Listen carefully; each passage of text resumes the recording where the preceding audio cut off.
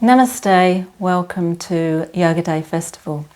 I hope you have enjoyed your journey with the Yoga Day Festival so far, and I'm sure that you would have got a lot out of the different speakers and sessions that you've been involved with.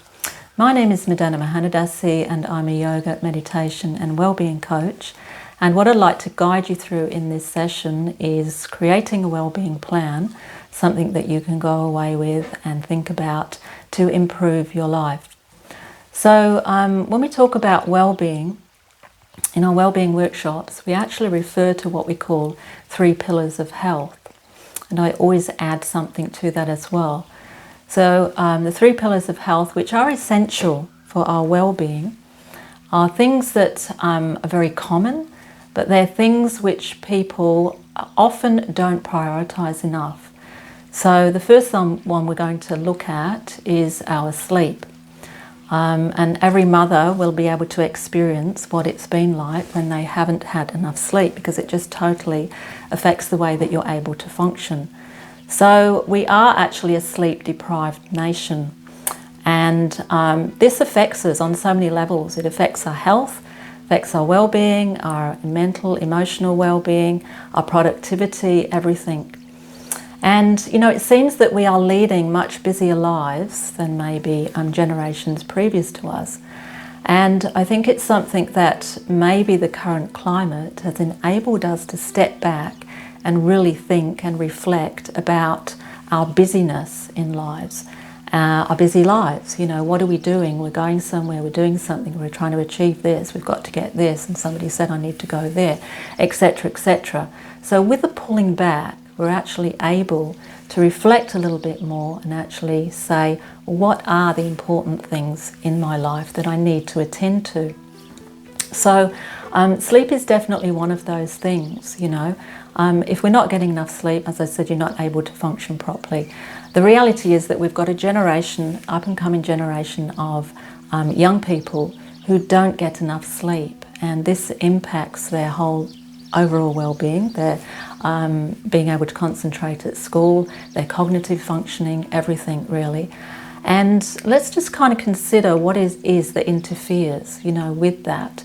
And often it can be that our lives are busy, they're exciting, they're stimulating, all this is going on all the time, and we don't want to take away from that. So, and of course, you know, what plays a large part in that is technology. So the experts always advise, and this is something which we adults and also need to pass on to our children, that we should actually disconnect from technology at least a couple of hours before sleep, because the research has identified this actually interferes with the quality of our sleep. So that's one area, you know, that we do need to prioritize, because if that's in place, the rest of your life is actually, or the things that you're trying to do in your life will actually flow much better.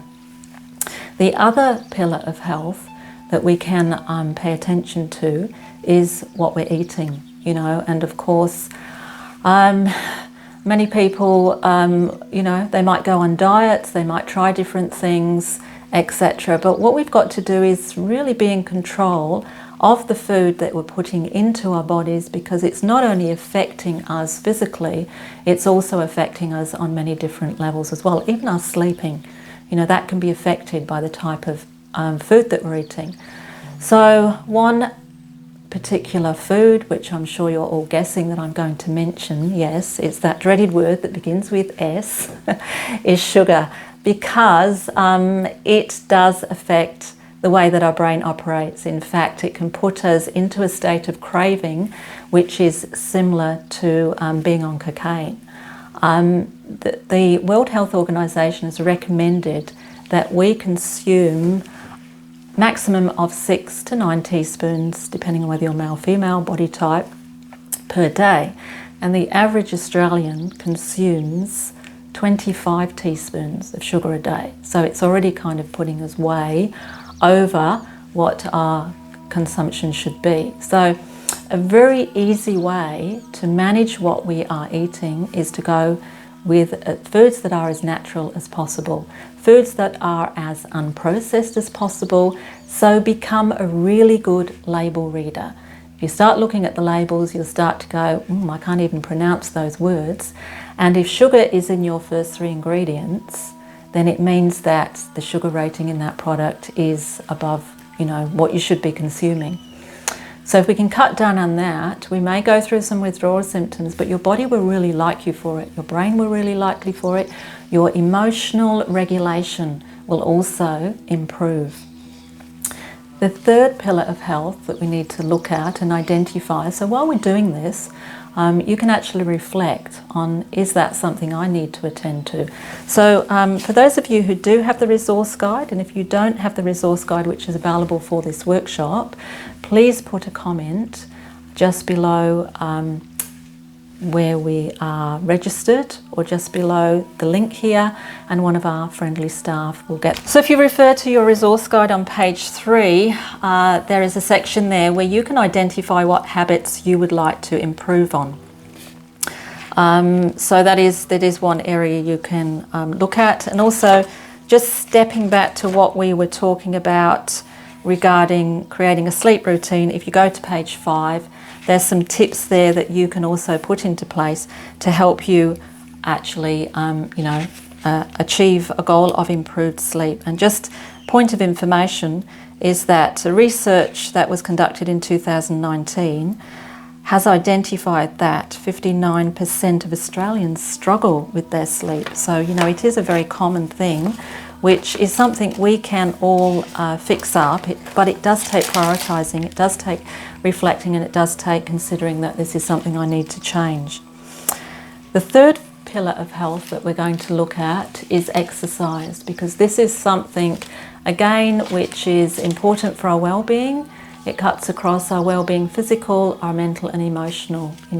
Research again identifies that the more physical exercise we do, we get those endorphins in our body, which actually, those feel-good ones, how you can feel sluggish. And some people think, well, I don't have time, I don't have the energy, I'm too busy, etc. The reality is that if you start exercising, you experience more energy. So that gives you the energy to kind of, do all the other things that you want to do. And also gives you the stamina. It also improves your sleep, and it will also improve what you're eating, because your body will be craving foods which are going to sustain that extra exercise that you're doing. Just an additional tip which I forgot to remind you is that if you improve sleeping, if you get yourselves out into sunlight for about the first 10 minutes, or at the beginning of the day, 10 minutes sunlight, that will improve your sleeping, because your body's actually absorbing that daylight light, and that aids to your sleep pattern. An area that I think is really important for us to focus on, and it's with reference to page 2 in your workbook, is our mental and emotional health. When we take the yogic principle, we understand that the health of the body depends on the health and balance of the mind. And the yoga principle tells us that our emotions can actually lead to wrong actions. So when you're working, if you're going to pick this as one of your goals, and I'll talk about goal setting and what goals for you to pick a little bit later, you can actually consider, is this something that I need to think about? Is this an area where I can improve my mental and emotional health? The area of being aware of your emotions and your reactions. This helps us to think before we act. And it's a really important understanding that we teach in our meditation classes, because often we act without thinking. And often we think those thoughts that come into our mind are thoughts that we need to act on, because they came into my mind, and my mind is something that I always pay attention to, and therefore this is something that requires my attention. So if you've attended any of the meditation workshops, or the workshops which guide you through the mindfulness process, that will guide you through understanding, yes, those thoughts are present in my mind, but I do not have to pay attention to every thought that comes into my mind. I can allow that thought stream to come through and flow by. And I can learn to understand those thoughts that do require my attention and those thoughts that don't. And an area that we focus on when we do our mindfulness workshops is we direct people to actually learn to pause in states of high emotion, because no good action usually comes out when we are highly emotive. So we should not react to a situation when we are in a state of high emotion. We need to walk away. Initially, that might be physically. We need to remove ourselves from the situation, reflect, do some meditation, do some deep breathing, and then we are in a state of mind when we've got clarity of mind. We can revisit whatever the situation was, whether it was a disagreement or an interaction you're involved in that made you highly emotional. You can actually go back to that and have clearness and clarity of mind to be able to deal with it. And if we can take this on board, we will be able to improve our mental and emotional well-being, to a huge degree. Make such a difference to our lives when we are in control rather than our emotions and our mental reactions being in control. So as we work through the booklet, I want you to identify what habits that you need to cut back on. So that is something for you to reflect on and consider and think about. And it's not just habits such as things like I need to reduce my sugar intake, etc. Also, sometimes we get into habits where we respond to situations via our emotions. So this is something we can reflect on. Is that the way I normally respond to something? Do I respond to something which doesn't go my way in anger? How can I actually change that? We can change, as I said, the way that we react to something. And that can be a habit. So, that habit needs to be broken. And hopefully I can just fill you in on how we can work with our habits a little bit later. Another area which is on page 3 is actually looking at identifying what are those activities in your life which drain your time and energy. Because these are things that actually get in the way of us being productive, of leading healthy, happy lives. And it can be things, such as unresolved problems. Do they sap all our time and energy? If you find yourself continually thinking about a problem, about a situation, about something, is that the thing that keeps coming into your mind over and over again?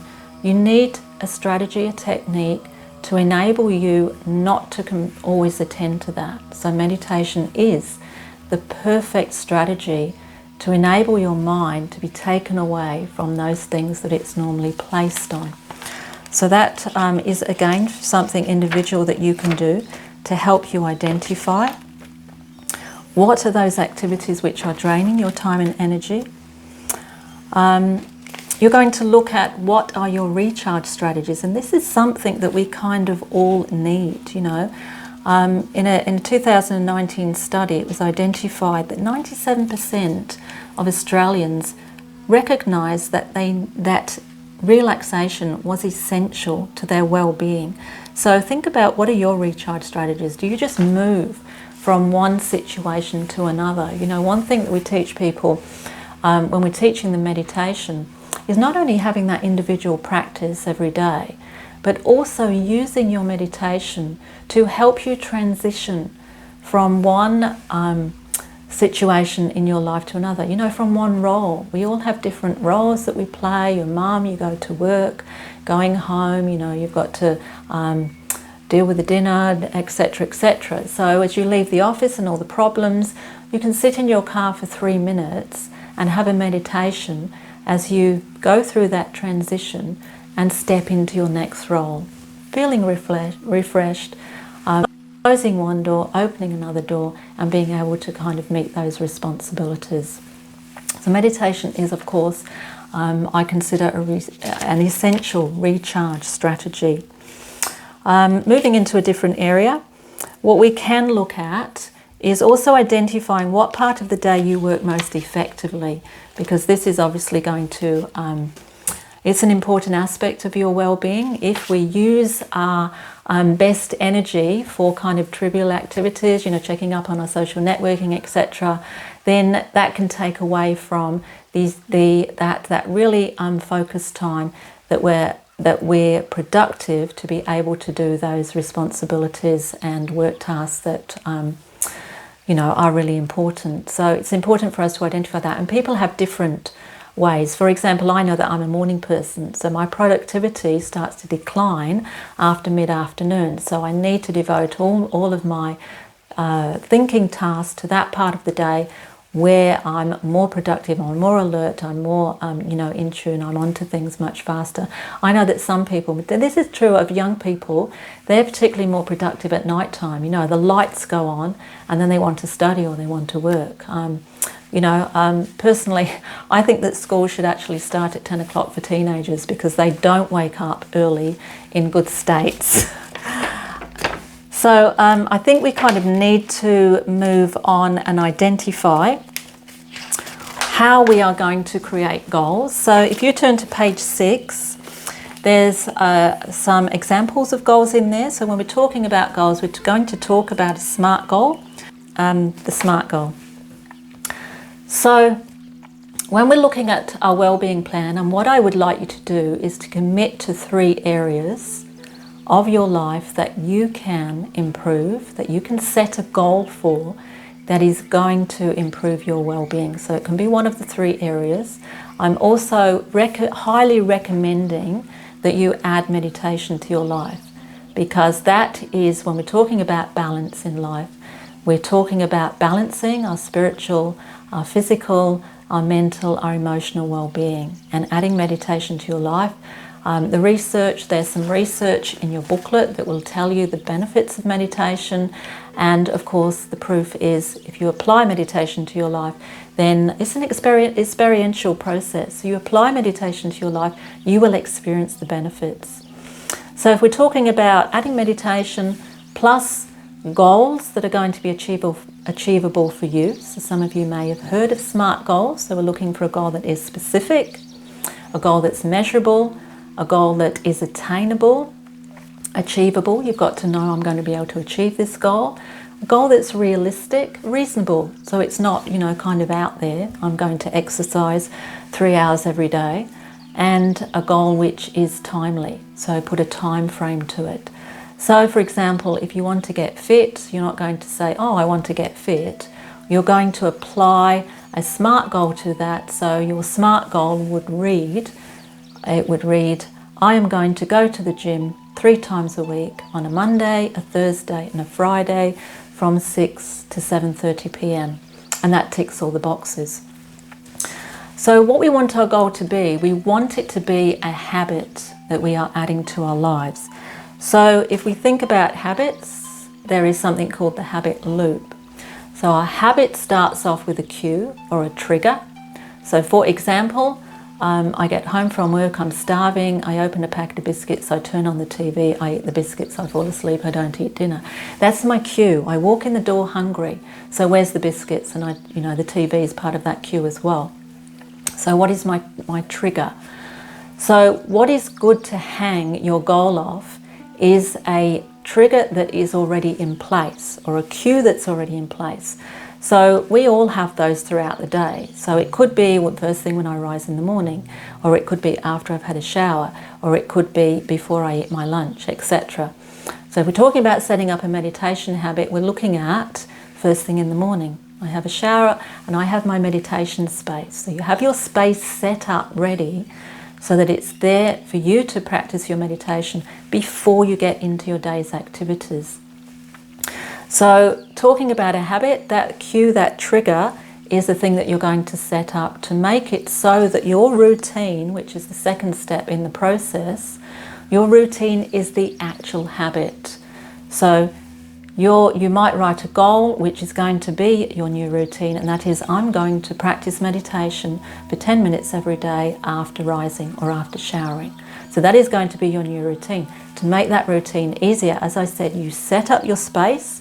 It can be a cushion in a corner of your room, and you've got your meditation beads sitting there on a table or on the cushion, sitting waiting for you. The third part of a habit loop is what we call the reward. And so often, you know, some people will say, oh yeah, I reward myself after going to the gym with a bar of chocolate or something. I would say that the reward that you are receiving from setting up your new habit is the well-being that you're experiencing from that. Because the well-being is what is going to make you have a peaceful, happy, contented life. And that is worth much more, that's much more reward than a bar of chocolate. So to finish off, I would just like to recap that looking at the pillars of health and adding meditation to your life will bring about a life which promotes happiness, purpose and meaning. And to quote Albert Einstein in 1922, and apparently he wrote this on a piece of paper which sold for, I think it was a couple of million at an auction recently, he wrote, "A calm and modest life brings more happiness than the pursuit of success combined with constant restlessness." So when we look at the pillars of health and we look at add meditation to our life, this is what we're achieving. Namaste. I hope you enjoyed the workshop.